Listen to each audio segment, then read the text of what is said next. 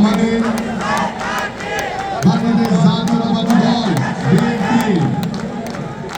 প্রতিষ্ঠাতা শহীদ রাষ্ট্রপতি জিয়া আহমেদের জিয়া ক্রিকেট টুর্নামেন্ট 2024 এবং 25 আমরা সেই 10ই নভেম্বর শহীদ চান্দু স্টেডিয়াম বগুড়াতে আমরা শুরু করেছিলাম। সেই পথ চলতে চলতে আমরা 10টি বিভাগে লাল দল এবং সবুজ দলের মধ্যকার খেলা অনুষ্ঠিত হয়ে শেষ করে আমরা গত 15 জানুয়ারি থেকে আমরা মিরপুর সিটি ক্লাব মাঠ এবং পিকেএসপিতে আমাদের ফাইনাল রাউন্ড ঢাকার পর্ব অনুষ্ঠিত হয় এবং আজকে আমাদের সেই কাঙ্ক্ষিত ঐতিহাসিক একটি দিন। আজকে সেই দিনটা কি বলেন তো? শহীদ রাষ্ট্রপতি জিয়াউর রহমানের 89তম জন্মবার্ষিকী। সেই জন্মবার্ষিকী উপলক্ষে আজকে আমাদের final match Zia cricket tournament 2024 এবং 25-এ আমাদের আজকের দুই ফাইনাল ম্যাচে অংশগ্রহণ করছে সিলেট বিভাগ এবং রংপুর বিভাগ। তাদের দুটি দলের জন্য জোরে একটা করতালি দেওয়ার জন্য উপস্থিত নেতৃবৃন্দ, আপনারা জানেন বিএনপি ভারপ্রাপ্ত চেয়ারম্যান জনাব তারেক রহমানের সার্বিক নির্দেশনায় সার্বিক তত্ত্বাবধানে আমরা জিয়া ক্রিকেট টুর্নামেন্ট 2024-25 শুরু করেছিলাম এবং আমাদের মরহুম আরাফাত রহমান কোকো স্মৃতি ফুটবল টুর্নামেন্ট আমাদের চলমান রয়েছে এবং আমরা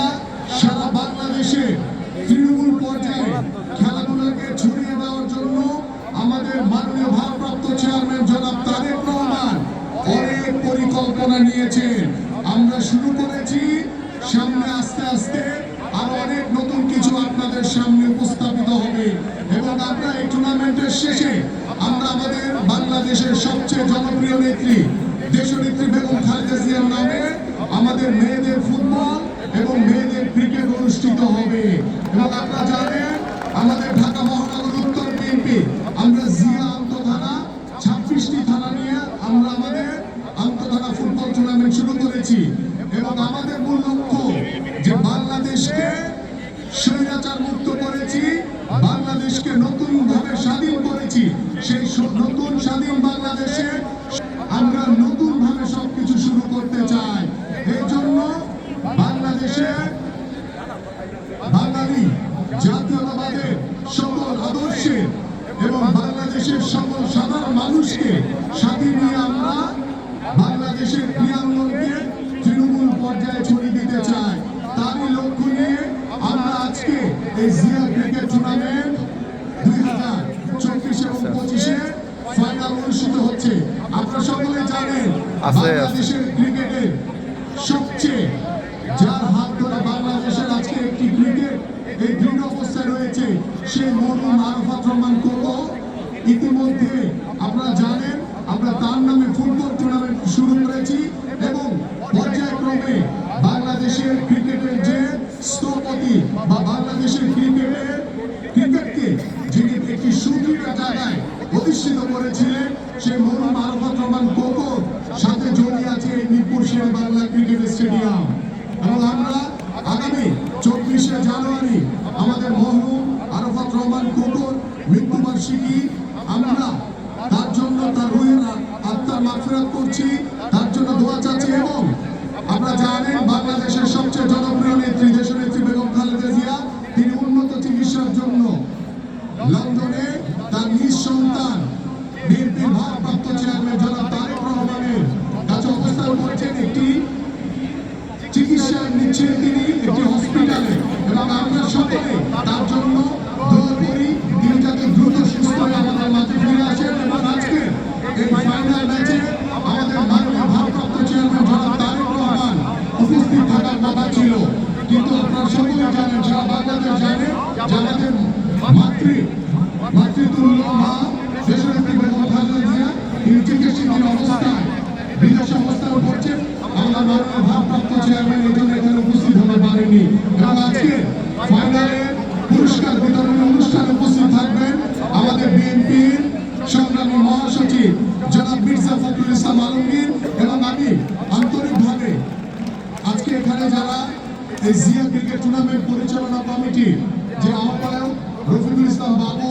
সদস্য সচিব দেবব্রত পাল সহ এখানে উপস্থিত আমাদের মীর শাহ আলম,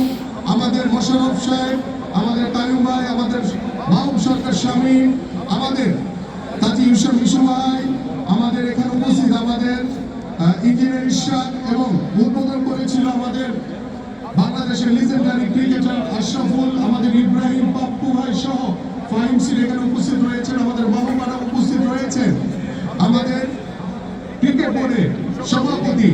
আপনারা সকলেই তাকে ছিলেন, আমাদেরকে সার্বিকভাবে সহযোগিতা করেছেন আমাদের এই লিজেন্ডারি ক্রিকেটার ফারুক আহমেদ সহ যারা এই ক্রিকেটকে আজকের এই ফাইনাল ম্যাচের সমাপ্তি ঘোষণার আগ পর্যন্ত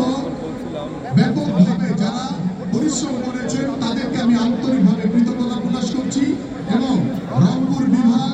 এবং আমাদের সিলেট বিভাগের দুটি দলকে আন্তরিকভাবে ধন্যবাদ জ্ঞাপন করছি যে তারা রাহুল রবির লেগ থেকে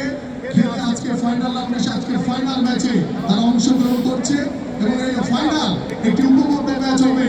আপনারা সকলে উপভোগ করবেন এই বিশ্বাস রেখে আমি আজকে খেলা পরিচালনা কমিটি এবং আজকের উপস্থিত সকল দর্শককে এবং আমাদের ঢাকা মহানগরী উত্তরের বিভিন্ন পর্যায়ের নেতৃবৃন্দকে আন্তরিক ধন্যবাদ জ্ঞাপন করে আমি আমার বক্তব্য শেষ করছি। সবাইকে ধন্যবাদ। বাংলাদেশ জিন্দাবাদ, বাংলাদেশ জাতীয়তাবাদী দল বিএনপি জিন্দাবাদ, দেশনেত্রী বেগম খালেদা জিয়া জিন্দাবাদ, বিএনপি ভারপ্রাপ্ত চেয়ারম্যান জনাব তারেক রহমান জিন্দাবাদ, শহীদ রাষ্ট্রপতি জিয়াউর রহমান অমর। সকলকে ধন্যবাদ। আমরা এই টুর্নামেন্ট লাল এবং সবুজ দল নামে পরিচিত করেছিলাম।